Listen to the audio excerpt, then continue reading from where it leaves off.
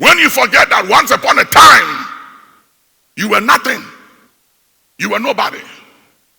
And it is only by grace today that you stand where you stand. I remember some years ago, there was a president in this country, Mr. President, and I won't want to mention the name, but Mr. President knows some of these things.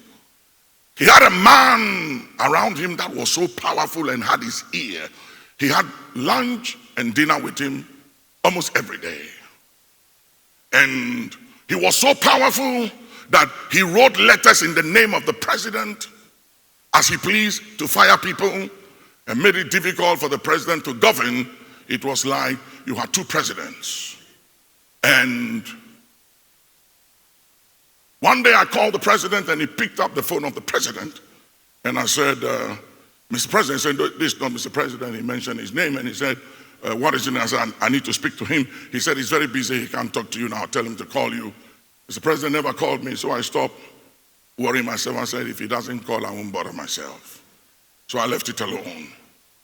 And he was so powerful that when the president take decision, he will go see the president and change it.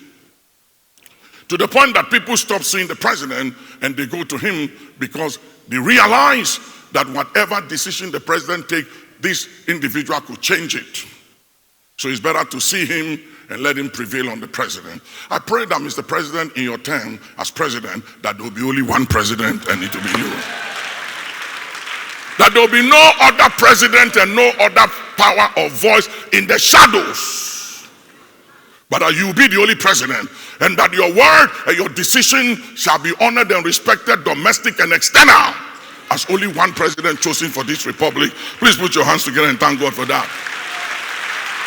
He was, ladies and gentlemen, he was so feared and so powerful that nobody could touch or come between him and the president. One day, he fell out with the president.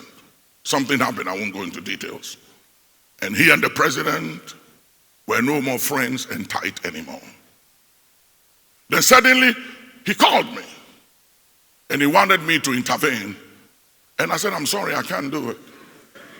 I can't do it because at the time when you had power and influence and access and the ear of the president, you undermine some of us.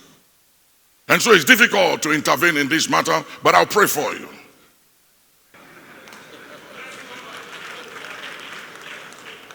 And my prayer simply was this: Father, let him reap what he has sown.